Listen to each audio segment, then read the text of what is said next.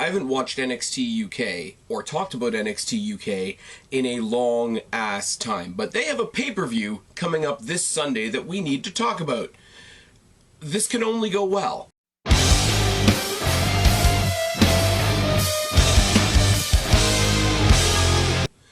What's going on, everybody? It's your buddy, it's your pal Spaz Phoenix, the YWC Reality Check, here with a little bit of a different type of Get Hyped review. This is the preview for NXT Takeover UK Blackpool. No, that's not even it, is it?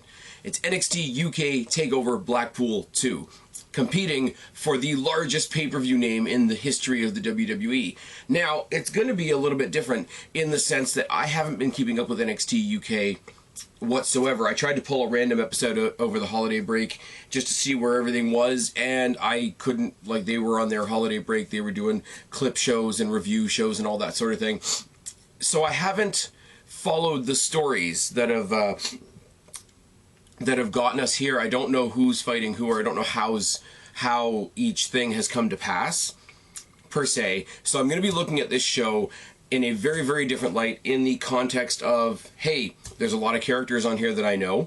Hey, there's a lot of people that I want to see succeed, because when I was watching, I did enjoy what they did quite a bit. But more to the point, there is a dichotomy between NXT and NXT UK that doesn't exist between NXT and main roster WWE. At this point, we love NXT. NXT proper, the best thing, I'm sorry, this is my personal opinion now, the best thing that happened to NXT was putting it up against AEW, making WWE give a shit, putting it on regular TV, giving it more time, making it feel like a big deal, finally making it feel like a third brand. But, by comparison, we don't want to see any of our favorites from there go to Raw, go to SmackDown, anything like that. But we do, what we do is we want to see people come up from NXT UK to NXT proper, and the perfect example of that is Rhea Ripley and Toni Storm, for the little bit that we've seen of her. So I'm going to be looking at this very much through that prism, because it's one of those, we used to say, hey, as soon as so-and-so drops the NXT title, they're going to go up to the main roster. We hate that.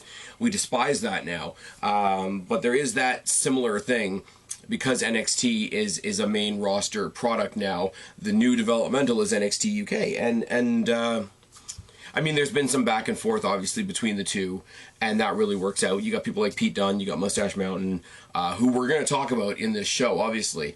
But a couple others that I think could come up, a couple others I think should stay down, and that's where my opinions on a lot of these matches come from. So I've got, literally, I don't even have, see, I'll be honest with you guys, for those of you watching on the video, for those of you listening in an audio form, this really doesn't do you any good, but for those of you watching a video, here's the Dooming Clipboard of Doom with no notes on it. So, what you get, you lucky, lucky people, is just me rambling. I got Wikipedia up here, I got some stuff on the whiteboard behind the camera, you know, breaking the fourth wall, literally, because the fourth wall is a whiteboard. That was a bad joke that didn't go anywhere. The other thing I want to mention before we get going here, this is as unscripted as it can possibly be. This should almost be an episode of Off the Cuff. Definitely not off the script, because that guy's a weirdo. The new NXT pay-per-view schedule, or at least what appears to be the new NXT pay-per-view schedule going into 2020, is it's not the bog standard, here's a Big Four pay-per-view, and here's the NXT pay-per-view the night before. Now, I could say there's a number of reasons for that. Maybe they moved it around a little bit because the Big Four pay-per-views got tired of hearing, hey, well, NXT last night was better. Or, if you want to look at it from a positive perspective, NXT proper gets to stand on its own 2 feet. So instead of, as I say, instead of the typical, like, here's a Big Four, here's an NXT thing, they've done it a little bit differently, starting with this weekend. This weekend is, the Sunday is January 12th. This is when this takeover in Blackpool is happening. It's happening at noon, my time. I don't know when it's happening on your time, but for most of us on this side of the world, it's happening sort of lunchtime. So I'm guessing over in the UK that's a proper actual showtime for you guys over there. Tell me down in the box below if I'm completely wrong. But it's interesting, because the last time WWE did anything in contra to why are we beeping? Why is this a thing?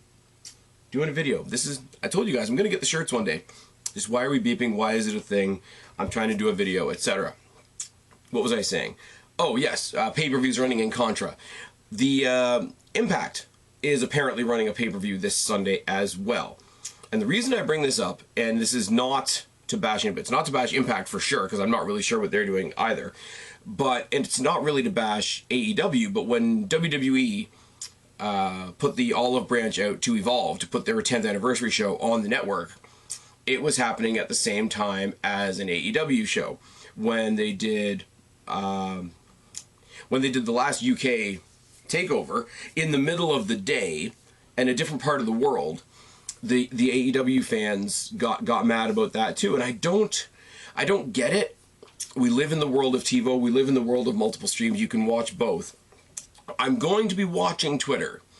I'm going to be watching social media to see if the same conversation happens from Impact fans, because I have some people on my Twitter that do watch Impact, or at least let me know some cool things going on. I know the Sami Callihan, Tessa Blanchard thing has been going on. Why? This is people listening in the audio. I'm really sorry. Lost my train of thought again. What the fuck? Now, I'm just curious as to whether the Impact fans are going to be making the same kinds of claims that AEW fans have twice. The Evolve show is definitely a dig at AEW. The UK takeover that's happening in a different part of the world, in a different part of the day, is definitely a dig at AEW.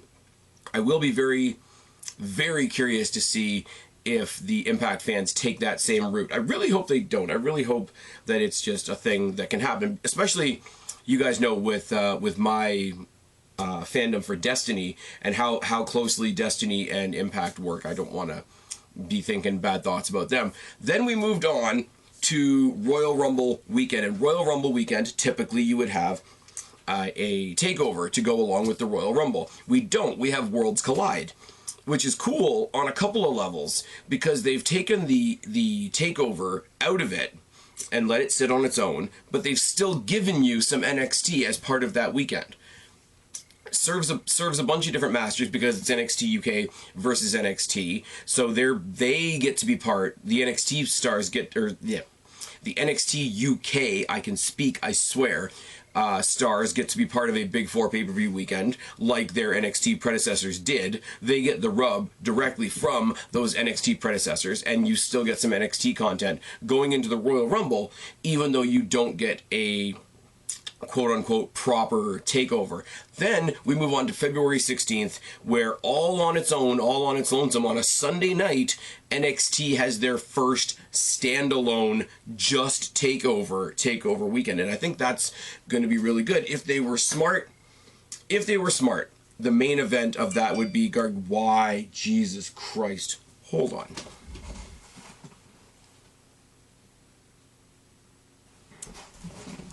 There we go. Now, I really don't think that's going to beep again. If they were smart, NXT TakeOver Portland, they want to make the big hurrah out of their first solo show. The main event should be Balor versus Gargano versus Ciampa versus Cole, shouldn't it? I don't know whether it's going to be, we don't have spoilers like we did back in the day, and then whatever. Then we fast forward to WrestleMania weekend, where we do, in fact, get the attached takeover to WrestleMania, telling us a couple of things again. That, yeah, we're going to branch out, we're going to do our own thing, we're going to start sticking some different content into those Big Four pay-per-view weekends, but we will come back to the pattern of a takeover and a Big Four every now and then. You haven't completely chucked it out the window, but you're not clinging to it anymore, and I think that's great. That serves everybody. The people that want something a little bit different will get something a little different. We'll experiment with something a little different. Maybe we'll attach the Mae Young Classic, or maybe we'll attach an Evolution pay-per-view instead of a takeover. That will please everybody, will it not? But it means that the people that do like the current state of things, where we do just have an A and a B, will have that as well. I know I haven't watched it, but I know that the Wrestle Kingdom thing that happened this past weekend was a 2-day thing. People think that WrestleMania is going to be a 2-day thing now.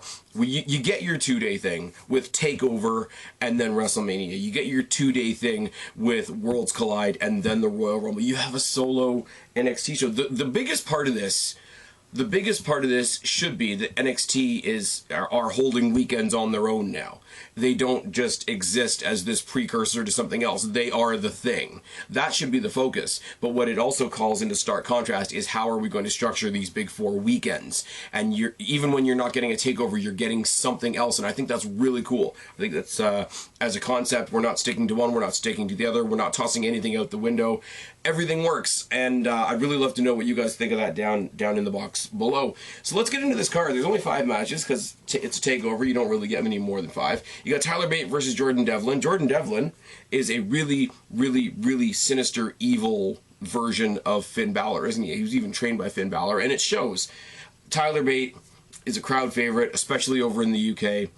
I said during the NXT year-end awards, it was weird to see him in there with Superstar of the Year nominees, because I hate saying this because there's no way for me to say it without sounding like a dick. I don't see Tyler Bate as a main eventer. When he did have the pay-per-view match against Walter for the title, it was a phenomenal, like David and Goliath storyline. Part of that goes to Walter, part of that goes to Tyler Bate. And physically, in the ring, the guy's a freak. Let's be real. I think he's better used, better suited as somebody that stays in NXT UK and is familiar enough that they can throw Mustache Mountain into the title picture, or into the tag team title picture rather, on NXT if they need to. I think I don't even think they're in the Dusty Classic. I don't have my notes in front of me, but I don't even think they're in the Dusty Classic this year. They could come in and feud with somebody, go back to UK. I think UK is where we're going to talk about this even more in the next match as well. But I think he stays in NXT UK because I think he's better over there. People respond to him. People respond to him here too. Trust me. But people respond to him a heck of a lot better over there. I've had the chance, as I said, I have a lot of built-in biases. You guys know this. 3 big names that were big names at Destiny when I first started going to Destiny. When good old Spaz Phoenix, who was not really an indie fan, started going to Destiny, 3 of the big names that got me to go to Destiny were Pete Dunne, who was their champion at the time, and Mustache Mountain, because those guys are great and they've got great senses of humor, and I've gotten to chat with 2 out of the 3 of them, and they're the nicest dudes you can possibly imagine. So I really hate being critical, or the idea that I might come off as critical, but I think Tyler Bate is better off in NXT UK, or come back to Destiny, that's fine too. Jordan Devlin, I would love to see come over to NXT proper, and I don't want to say tag team with Finn Balor because that sounds really, really cliche, but I would like to see something there. Maybe he looks up to Balor, but Balor doesn't want him, or you get some vindictive thing between the 2 of them, or at least he gets involved in the stuff between Balor and Cole and them as sort of a secondary character in those feuds. I think it could be really, really fun. The next one you've got is Eddie Dennis, who I don't know a whole lot about other than he's a big, tall, lanky, creepy motherfucker who's really scary. And I don't know how well he'd play to a North American audience. I'm not going to lie. He's taking on Trent Seven, who, again, has that built-in love from his own home crowd, but also as part of the Mustache Mountain package, he's over as hell here too. As I say, much the same way as Tyler Bate. I would love to see the 2 of them as the tag team sort of float between the 2 brands. I think that could be a lot of fun. I think they are sort of names above the brand. They were there for the inception. Not really any secret to say that Pete Dunne, Tyler Bate, and Trent Seven were sort of the building blocks of NXT UK to begin with. So they do kind of, I mean, you put the belts back on them, or put them in programs for titles or whatever. Bring Tyler Bate back over and let him fight for the North American title at some point to put a champion over here over. I don't mind that at all. But they really, and I'm getting repetitive now, they really do exist above the brand. And I think the same sort of thing happens when they're here in NXT proper, because they are the guys from the UK, and they are the most UK guys from the UK you can imagine. They do feel like visitors, as much as they are loved, as much as people love what they bring to the table, the 2 of them as well as Pete Dunne, they do feel like visitors on the brand, even though they're great for it. So Trent Seven, Eddie Dennis, I'd love to see them have a run of matches, and obviously Trent Seven, being the elder statesman of the brand, could really, really bring a lot of good things out of Eddie Dennis. Tyler Bate, could put over Jordan Devlin, because people are behind Devlin as much as you can get behind a heel like that, and a loss isn't going to hurt Tyler Bate whatsoever. So I'd say both of the heels winning in those two matches, just because they are the lesser knowns. I mean, Jordan Devlin is Jordan Devlin, and if you guys remember when I was covering NXT UK, I got into quite extensively how I think he's great, how I think he could be Finn Balor in NXT right now if Finn Balor wasn't already there, if that makes sense. He's got the charisma factor, he's got the natural smarmy swagger to him. He's got the same element that we always referred to with Finn Balor, with the sort of as rockstar douchebag Finn Balor. He could be rockstar douchebag Jordan Devlin. Yeah, I don't know as much about Eddie Dennis. Eddie Dennis is one of those people that I sort of want Trent Seven to sort of come and pull something out of him so that I can form more of an opinion. Jordan Devlin, I already have my opinion of. I think he's great. I think he's the one out of those first four people that I've mentioned should probably come over to NXT proper and see what he can do. Jordan Devlin versus Velveteen Dream, for example, or Jordan Devlin versus Isaiah Swerve Scott, the conflicting attitudes there would be absolutely great. Now, last three are title matches, obviously, because they've only got 3 titles.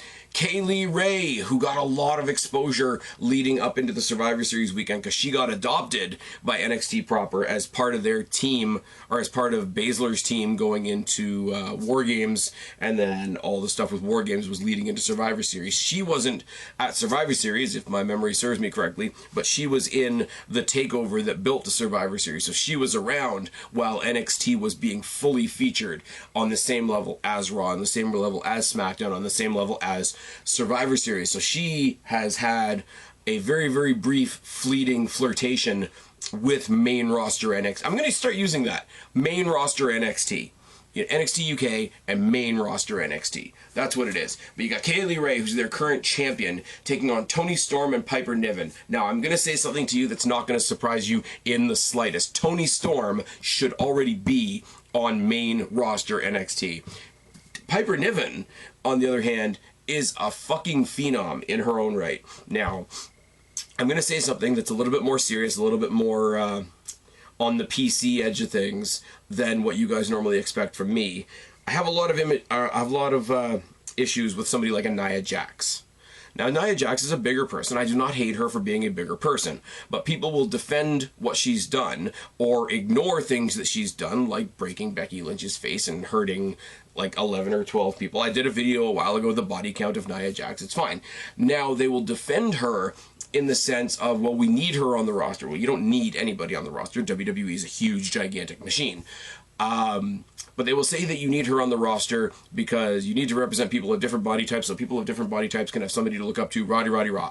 I love that mentality. I love the all-inclusive, let's make everybody feel like they could be a part of this. Let's make every kid, no matter what size or shape they are, think, you know what, if I wanted to do that, I could do that one day. But it doesn't paper over, and it doesn't fix the crack in Nia Jax is boring as hell. Nia Jax can't cut a promo. Nia Jax as a character is terrible. Nia Jax in the ring, in my opinion, is boring. And she's hurt a lot of people.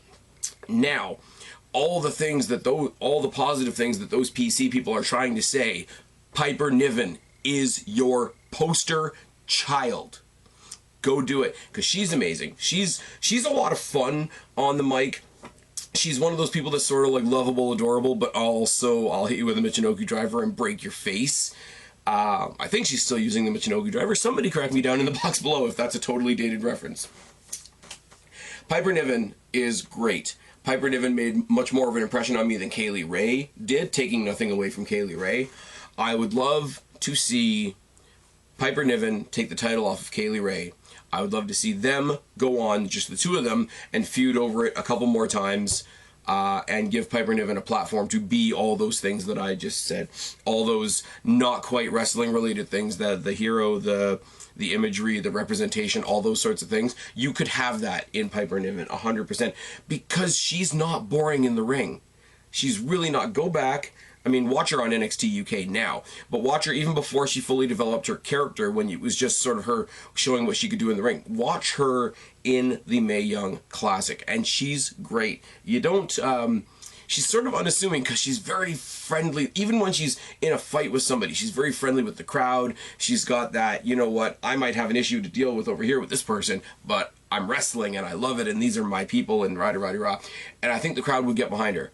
You have Piper Niven take the belt off Kaylee Ray and let that continue on NXT UK, and put Toni Storm on main roster NXT where she belongs, because I'm sorry, it's overdue.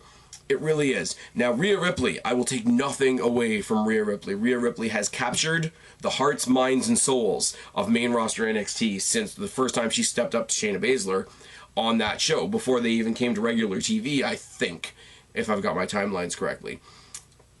The only thing, because I love Rhea Ripley, and she's great. She is the thing in WWE right now. She is the Becky Lynch of late 2019 going into 2020, except more because it's happening on the brand that everybody likes too. Now, that shouldn't be a biased thing, but it is.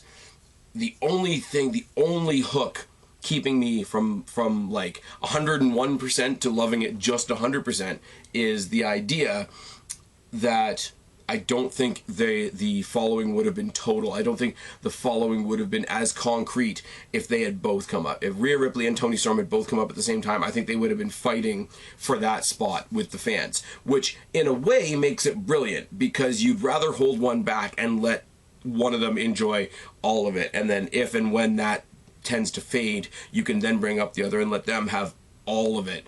But being that Rhea Ripley was the heel to Toni Storm's face, I really, really want to know what's going to happen when she comes up to, as I'm now calling it, NXT main roster, because from what I have seen, and I've only seen one video package, Toni Storm is getting a little stressed, is getting a little, cracks in the armor type thing about this pursuit of the title, about how she lost it, about how she needs it back. It's the precious, to use that old Lord of the Rings comparison. So if she sort of flirts with heel tendencies by the time she gets up to regular NXT, and she's flirting with heel tendencies, and Rhea Ripley can be that overwhelming babyface that, starts off with the, I used to be where you're at, we could do something, we could talk about this, or, hey, you're not acting right, I'm gonna smack you around a little bit. But at this point, if she comes at Rhea Ripley on the main roster NXT, I should say, see, I'm doing it already without thinking about it. I don't know if that's going to help her or not. I do want to see her. I want to see her come in. Maybe at this point you bring in Toni Storm as a mid-carder to play with all the other mid-carders. I mean, I will say it once again, my own biases shine through. NXT proper just got Shotzi Blackheart, who I adore, and another one from Destiny, another one I've seen up close and personal, and another one that I got a chance to meet and chat with, who is another absolute sweetheart. So yes, I'm incredibly biased, and I will never apologize for that. But give me Shotzi Blackheart versus a slightly disturbed Toni Storm. Money, and there's your mid card, and you can have whoever you want chase Rhea Ripley, be heel heel Dakota Kai or heel Io Shirai. Io Shirai apparently is getting a forced push up to the main roster, which I think is weird. That's a news story. We can deal with it another time. But you've got all kinds of people. You've got, why can't I think of her name now? Lacey Lane, who's there, who's not really doing title picture stuff yet. I mean, everybody has to face Bianca Belair at some point. So Toni Storm, Bianca Belair. I still hate Bianca Belair, but that's going to be a great match. All kinds of mouth-watering match opportunities that you have with Toni Storm. And what you're leaving behind in NXT UK is, Kaylee Ray and Piper Niven and Ginny and Jazzy Gabbert I'm not crazy about. But you've got... who else have you... oh, you've got my girl Ela Dawn down there still. Do something with her, please. That girl Candy Floss, who's just... it sort of is what her name states, isn't she? But yeah, Toni Storm can't win this. It's bizarre to say, but if it's a matter of win the title or go to regular NXT. I think winning the title at this point could be the worst thing to ever happen to Toni Storm. And that, I hate saying that, because I know she's a big part of this brand, and I know she loves being a big part of this brand and whatever. But, yeah, there's really, I don't see any other way to do it. Kaylee Ray drops the title to Piper Niven. Toni Storm goes up, leaves the equation. They keep fighting. She goes on and does awesome other things. Fatal 4-way tag team ladder match for the NXT UK Tag Team Championships. Gallus, represented by Mark Coffey and Wolfgang, taking on Fabian Eichner and Marcel Barthel from Imperium, taking on the Grizzled Young Veterans, Zach Gibson and James Drake, taking on Mark Andrews and Flash Morgan Webster. Now, oh God, break this down. Imperium just had their flirtations with the main roster. They really did Walter really dirty when they eliminated him first at Survivor Series. So I don't know how they will translate to either main NXT or main roster or whatever. Grizzled Young Veterans are a strong heel team that I would love to see come over to the other NXT. Mark Andrews and Flash Morgan Webster are... It's weird because they're a fun tag team and they could almost come off like a comedy tag team, except they're not. I could almost see them like hopscotching over NXT proper and going right to Raw or SmackDown. Not that I would want that, but I think they're a little too fun for NXT. Now, I usually don't go with the mentality of, you know, Wednesday Night War Talk says AEW is a lot of fun, NXT is just a lot of wrestling. It is, in a good way, but I don't think Mark Andrews and Flash Morgan Webster fit, if that makes sense. I would love to see them going up against guys like the OC, guys like the Viking Raiders. Hell, show me like a David and Goliath match with Mark Andrews and Flash Morgan Webster taking on the AOP, especially with new heel Seth Rollins sitting in the corner, like he does. Yeah, I mean, leave them in UK for now. I think they could go right to the main roster. I think they could have, I don't know, I don't think you can surprise enter a team into the Royal Rumble, but we do know that supposedly Raw, SmackDown, and NXT all have 10 entrants into both Royal Rumbles. Now, that doesn't clarify whether that's going to be just proper NXT or NXT and NXT UK, because that's basically what happened at Survivor Series. Was your NXT team had people from NXT and NXT UK, and I think it was a little bit the better for it because it gave it a little bit more variety, etc. But Mark Andrews, Flash Morgan Webster, leave them in UK for a little bit. Grizzled Young Veterans, I'd love to see on NXT proper. Imperium, I really don't know what you do with them at this point. Because Fabian Eichner and Marcel Barthel were on NXT before they went to NXT UK to be part of this group. Same thing with the other member, Alexander Wolf. So it's sort of like they ended up in Imperium and they ended up in NXT UK because they didn't work anywhere else. So I don't know where you put them. But as a force, because, you know, things like Survivor Series do come along, you want to see Imperium taking on the Undisputed Era, taking on... I don't know, the New Day, Seth Rollins and his guys, the Club, whatever group that Finn Balor wants to put together with Undisputed Era or with the OC. Those are going to be one massive group at some point. It has to happen. I really don't know what you do with Imperium, and that's going to affect how I feel about the next match as well. But Gallus, Mark Coffey and Wolfgang, obviously the third member of that being Joe Coffey, who we're going to talk again in a second. I can't help but think I would love to see them as a trio again, sort of hopscotch over regular NXT and have the three of them take out guys like the New Day guys. I mean, you could have them go in there and squash the Lucha House Party or whatever you want to do, but I don't know where they fit because right now they're the tag champions. I'd love to see the Grizzled Young Vets get those titles back if they're not going anywhere. I'd love to have a really, like, a big underdog victory for Mark Andrews and Flash Morgan Webster. I know they had that just recently. But they could have that again, because Mark Andrews, Flash Morgan Webster, if you don't know, are really tiny guys, and they're going up against the grizzled young veterans who aren't huge, but they fight like big guys. Fabian Eichner and Marcel Barthel, who are in a group with big guys, and Gallus, who's 3 big guys. So now if you want to do a huge, like, if Sami Zayn ever teamed up with Daniel Bryan, underdog, undersized, babyface story, have them come out of this ladder match. Ladder match should benefit the smaller guys, the high flyers. Anyway, so it's not even that much of a stretch. So, I don't know, running down once again, Gallus I could see on the main roster. Imperium's not going anywhere. Grizzled young veterans I'd love to see on NXT proper. And Mark Andrews / Morgan Webster could sort of float around. They really could. They're sort of like Mustache Mountain in the sense that they are so unique. They almost need to go in and have an effect for a little bit and then go away so we can miss them. I don't know. The tag teams, these are all the tag teams that are involved in the Dusty Classic as well. I mean, Grizzled Young Vets are in there. Imperium's in there, I think. I don't think Mustache Mountain is in there. Flash and Andrews are. And I don't know how else. I think Fabian Eichner, Marcel Barthel. I'd have to get my notes from NXT. But the one criticism of NXT, regular NXT, I should say, is that the tag team, while they are owning women's wrestling, and they are, sorry AEW, they are, you have an alien, we have Rhea Ripley. I'm just saying. And I like Chris Statlander. That's another story for another day.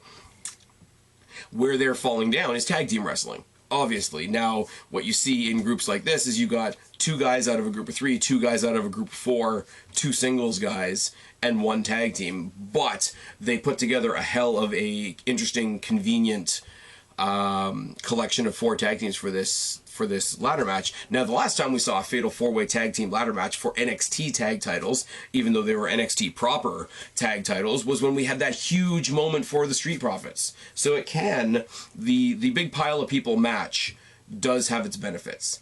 It really does, and you can, as you say, you can have the underdog team take the win.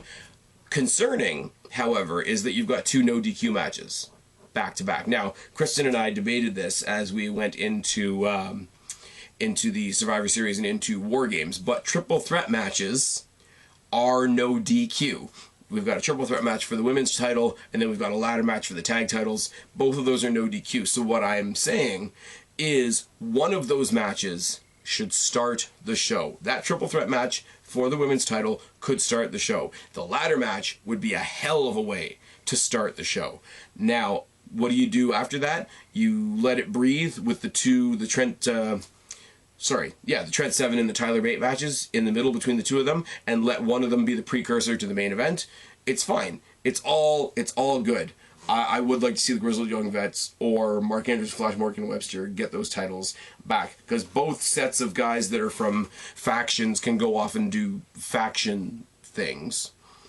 Anyway, speaking of faction things, you got Joe Coffey from Gallus taking on Walter for the NXT... Sorry, it's still referred to as the WWE United Kingdom Championship, even though it should be called the NXT UK Championship. But it's not, because they don't listen to me, because why the hell would they? Walter versus Joe Coffey. I mean, Coffey's going to lose. It is what it is. Walter is their Brock Lesnar, and he should be. He's a fucking mountain, even though he looks like Michael Hamflett. Oh, yes. There's not much to say here. I don't know what they've done to Walter, so I don't really want him to go anywhere. It's weird, because he's a big, imposing dude. He's a big, imposing dude that I can't think of anybody to match up with, unless you start putting him against other monsters, unless you start booking, like, the Walter versus Strowman, the Walter versus Sullivan, actually, Walter versus Drew McIntyre would be fucking awesome. But then Drew McIntyre could do a stint in NXT UK, could he not? It would make sense. He's from Scotland. There's a lot of people... I should say, I might as well say it now while I'm talking about this. There's a lot of people from NXT UK that I like that aren't on this card. The one that comes to my head right off the top is Noam Dar. And that's a guy, especially now, especially because they have the Cruiserweight title firmly in the grasp of NXT proper. Throw Noam Dar over into NXT, let him compete with Angel Garza.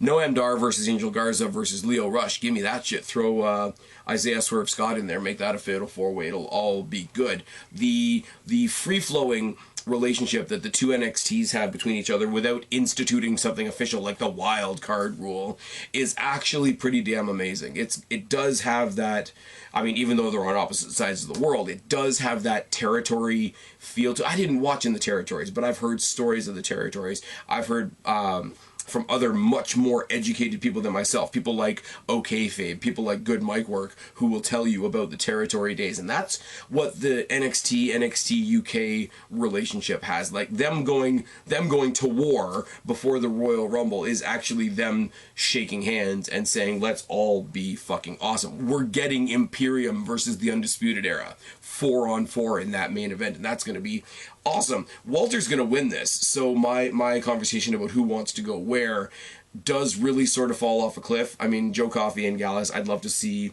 what they look like in NXT main roster or on Raw or SmackDown.